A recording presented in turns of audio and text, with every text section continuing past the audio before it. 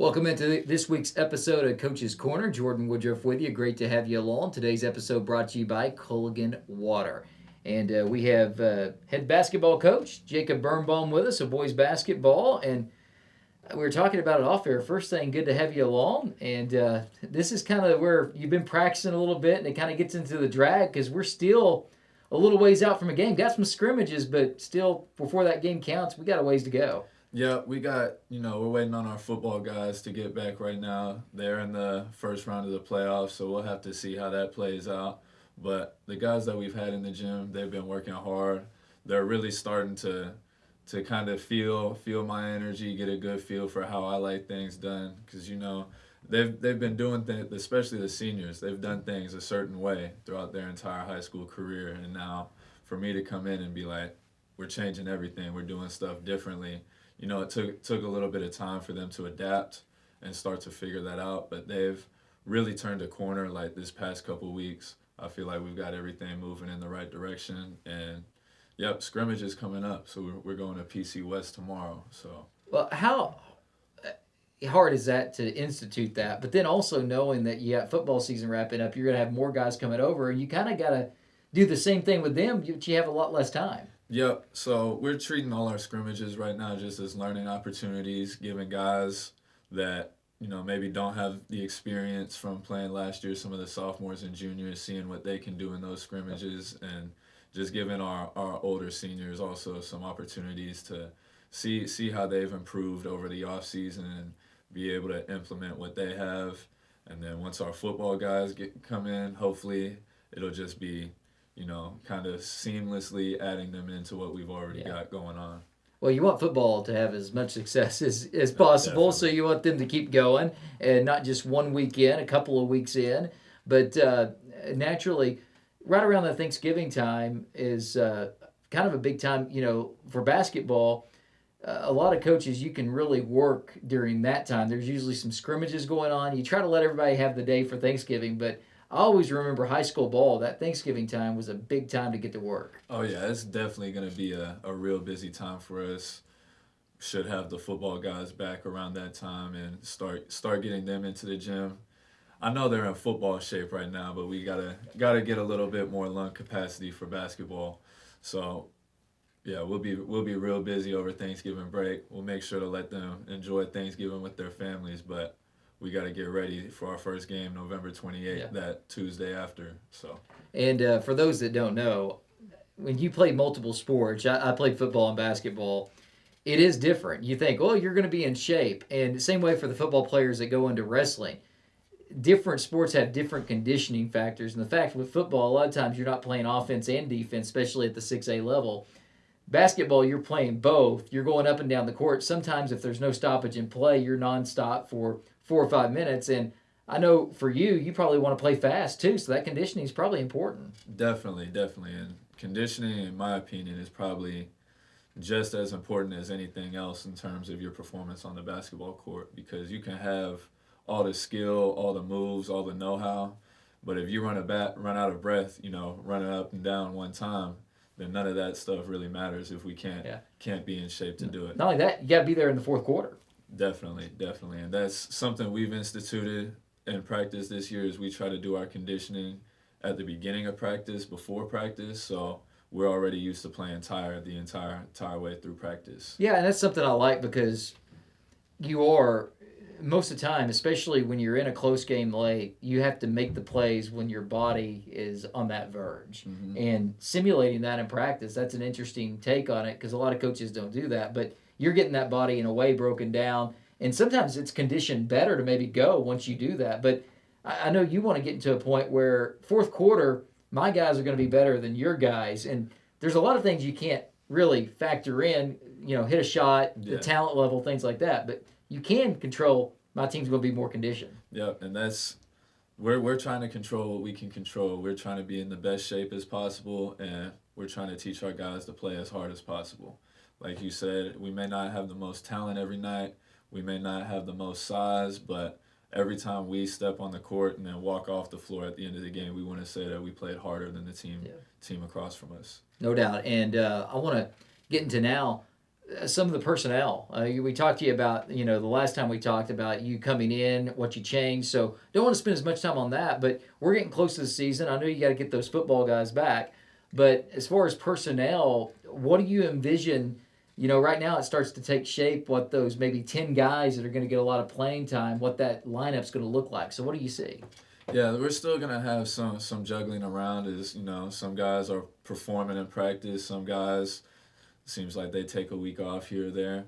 But a couple of our main cornerstones, Elijah Kreisel is a guard for us, really good shooter, plays with a lot of energy, plays with a lot of passion, and like he just goes out there and plays his butt off, and that's something that we always like. Rayson Fisher, we're still trying to get him into a little bit better shape, but in terms of passing the basketball, he's one of the most gifted guys with just having that vision and that know-how on how to get different guys the ball in positions where they can score it. So he's been a real help with this. A couple of underclassmen coming up. Zayden Stoll has just been working his butt off in practice. We're looking for him to help us out a lot. Thomas Putman, he's improved a whole lot over the summer. He's been working hard, so that's another junior that we're gonna look to help us out. And a couple other seniors that have just been showing up every day and doing the right thing.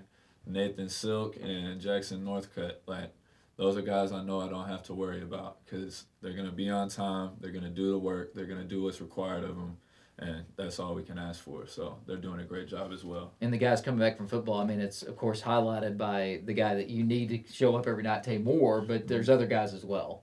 Yes, definitely. Cooper Rich, our big tight end for football, he's the biggest guy I got right now. That's our big man. So we're gonna lean on him a lot, especially down low to handle some of the bigger guys that we're gonna play against. Another guy I'm really excited to get in the gym is AJ Landis. Man, that's another just extremely hard worker.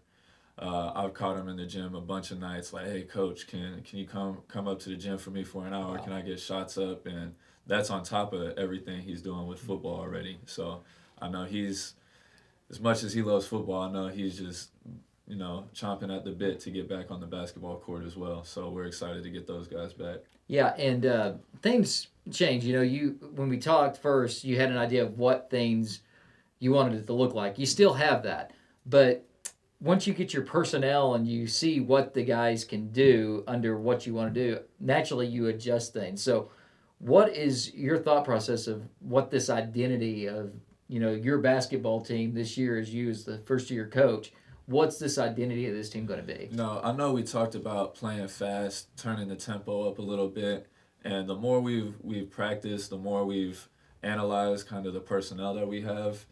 We have some groups that works well for, but for the most part, we do a lot better when we're under control and slowing down the tempo of the game and allowing our guys to work in the half court, screen, get open, and find good shots, find good opportunities for us. Now, that doesn't mean that we're not going to run when we have the opportunity, but for us to be as successful as we want to be with this group that we have this year, we're going to have to be a little bit more methodical than normally I would like to be, but that's fine because that's what's required based on the kids that we have. Yeah, and you want to run, get the easy points if they're there, but you don't force it because turnover doesn't help at all. And a lot of times those turnovers, when you're trying to run, lead to points on the other end. Oh yeah, and that's just kind of been it's an Achilles heel for every team, but especially for us the past few years. Around the state, the word is you put a little bit of pressure on Ponca City and they'll turn it over. So that's something we're very conscious of and we've been working at really hard. I know a lot of times when we're working on our press breaks, I'll pull some of the younger guys in and we'll be, have our 5 guys on offense going against 8 defenders just to kind of try to simulate that frenzy, that aggressiveness that other programs are going to try to hit us with. Well, and one thing I always say, dead ball turnovers, live ball turnovers. So, for instance, team presses you in the back court, you get a little panic, you throw the ball up court, it's stolen, it leads to a layup.